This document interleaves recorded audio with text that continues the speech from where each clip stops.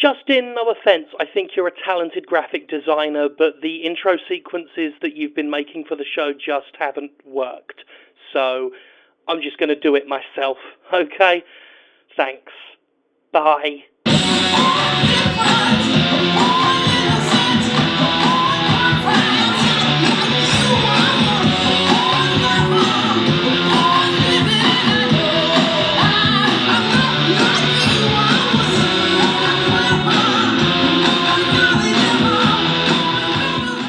Joy of joys, we have a rare and special treat for you this week. We have a positive episode.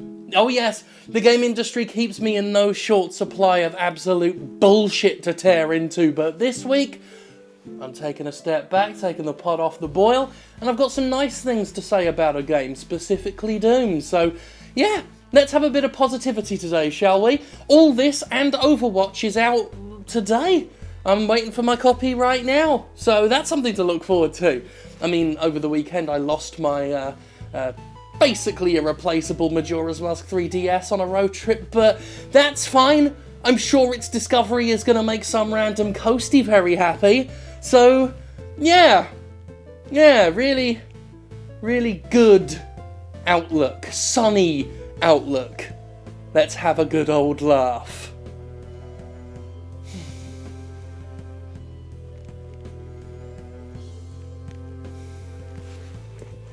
Doom may be my biggest surprise of 2016 thus far. With years of troubled development, a worrying E3 presentation, a damning amount of hate for the multiplayer beta, and a withholding of review copies until launch, all signs pointed to id Software's latest series revitalization being a shit show. And yet, shockingly, it turned out to be one of the most exhilarating, refreshing first-person shooters released in bloody ages. I could talk at length about its fast-paced and streamlined combat, its fantastic monster design, its gratifying arsenal of guns, and all the other stuff I wrote about in my review, but you can go and read that if you want, it's what it's there for. Instead, I want to talk about Doom's secret and most effective weapon, the Doom Marine himself. Named the Doom Slayer by the legions of hell, the Doom Guy is a masterclass in avatar expression, even though he doesn't say a goddamn thing. The Doom Slayer is more expressive and communicative without uttering a line of dialogue than most fully voiced video game protagonists. Here's what we know about him.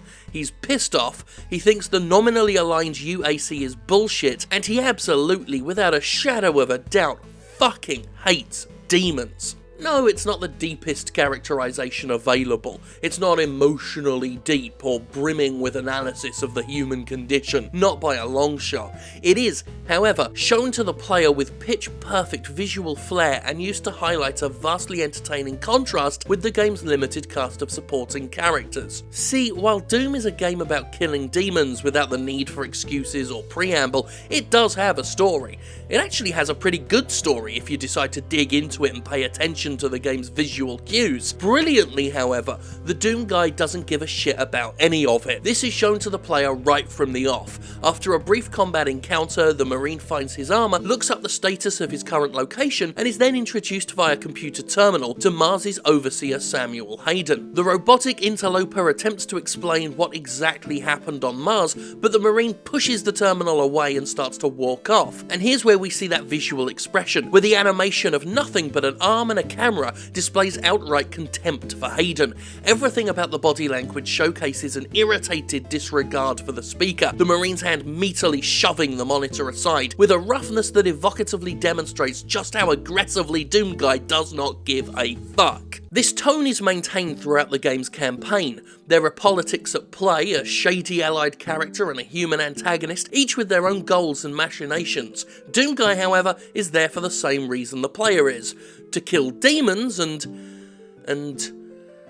that's about it. Later in the game, Samuel Hayden charges the player with shutting down 3 energy filters in order to progress. Upon reaching the first, Hayden begins explaining how to carefully remove the core without damaging the delicate machinery, an explanation the Doomslayer merrily ignores as he starts smashing the machine to pieces. Then he does it again.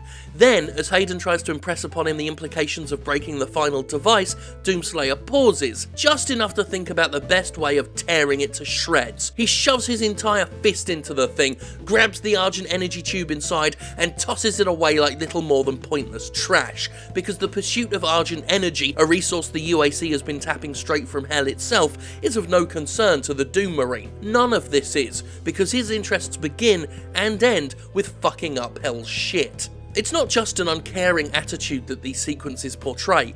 Crucially, the Marine's sheer disdain for demonkind, and anybody who thinks they could control it, is put across to the player without a hint of ambiguity. He doesn't say a damn word, but it's impossible not to know exactly how he feels about a situation, exactly what he thinks of the people around him, and exactly how he alone intends to resolve Mars's demon problem. Again, without saying a word, it's shown that he knows better than anybody else. Samuel Hayden is verbose and intelligent, but it's clear he's messing with power he doesn't understand. He doesn't know half as well as the Doom Marine. The silent, raging gun nut is proven time and again to be the smartest man in the room, at least when it comes to the subject of hell. The whole "you don't know what you're dealing with" guy is not the world's most original character, no, but again, it's the sheer style and clarity with which id Software brought him to life in total silence that makes it so impressive. It seems weird to talk about all this characterization when discussing a character who could easily be written off as two or even one-dimensional. His motivations are as simple as they come, and he doesn't grow as a person during the campaign's events, but there are characters in this industry with so much more written into them that never express their personalities even half as well as the Doomslayer. Be they mopey Final Fantasy protagonists with plenty of dialogue but no strong character traits, or the hundreds of other video game Space Marines whose no-nonsense personas equal cardboard performances, most game heroes can't hold a candle to a character whose conviction and defiance are illustrated through nothing but a camera motion and arm movement.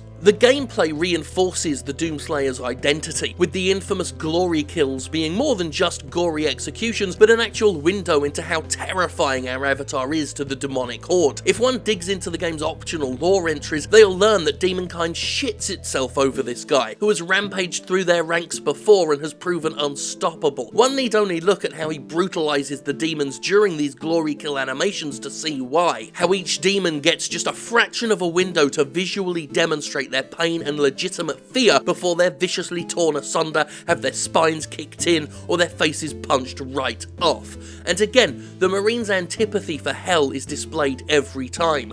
After smacking a head off, he'll just punt the rest of the body away. He'll snap a neck and drop the corpse without a nanosecond of emotional attachment. He wants nothing to do with any of these things outside of slaughtering them, and once he's wringed the life out of one, it's worth less than nothing to him. Then there are some little visual jokes that show a humorous side to the Doomslayer while continuing to reinforce his consistent sense of irreverence. A now famous gif of him picking up and fist-bumping a collectible action figure is goofy and yet so perfectly portrayed. The death animation upon falling into molten metal is both a fun movie reference and an example of the badassery of the Doomslayer, who, even as he's being dissolved into burning goo, has the tenacity and will to pull off one last goof. One gets the sense he's thinking, I've only got a single chance to do this, and I'ma take it. I feel like I know the Doom Marine perfectly. Many games with silent protagonists are content to just put us in their empty boots. Their eyes are little more than windows to us, and their actions are purely functional. They'll open doors, they'll reload guns, they'll do the things we tell them to do with mindless obedience, be they Gordon Freeman or Miles Upshur. The Doomslayer is more than that. He's not just some avatar. From the way he cocks his shotgun at the beginning of the game, to the way he rips and tears at a powerless opponent, everything about him drips with antipathy and acrimony. And again, I need to emphasize just how clever a story there actually is in Doom. Character biographies are genuinely interesting reads, and the Insights dossier pages on hell and its culture are really well written. There are narrative ties to the series' past entries that are actually inspired and made me exclaim, oh shit, but this is a Doom game, and it knows it's a Doom game, and that its players are there predominantly to just kill the demons. So it is that we have this hugely amusing duality of a game that presents a sincerely savvy narrative revolving around a protagonist designed to give a derisive middle finger to the very idea of narrative being in a Doom game. And it absolutely, unequivocally, bloody works. I mean, it helps that Doom is an awesome game where you get to punch demons' faces off, but I think my little spiel here is pretty good too. Also, yes, I said GIF. For a bit of self-aggrandizement, which we don't often do on this show, do check out Fubar Radio today. It's a UK radio station. I recorded an interview with, actually, a comedy hero of mine, Ray Peacock. That's his sticker for his podcast there on the corner. Did an interview with him for Fubar Radio.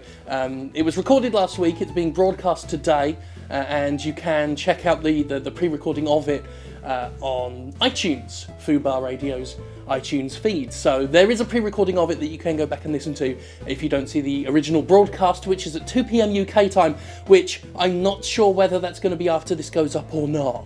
But if it isn't, maybe check it out. If it is, you can still check it out. That's how time works.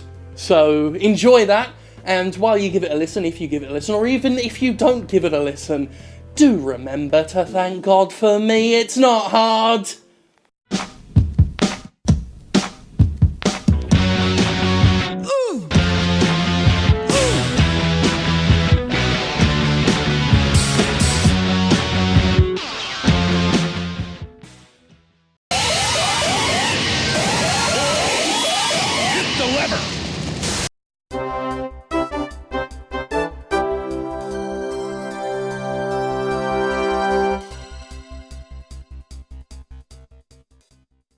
Time for another edition of Fuck Konami News. All the news that's fit to make you say, fuck Konami. Now, Konami itself has no major developments. This is more a news story in the world of saying fuck Konami. It's still pretty good. Wayne Parham, a viewer of the Jimquisition and a listener of Podquisition, recently went to Japan and to the outside of Konami's offices, where, yes, that's a fan of the show there, holding up a sign saying FUC right outside Konami's window. Well done, Wayne. You have done us all proud. I salute you, as does the rest of the world, because the rest of the world says, fuck Konami.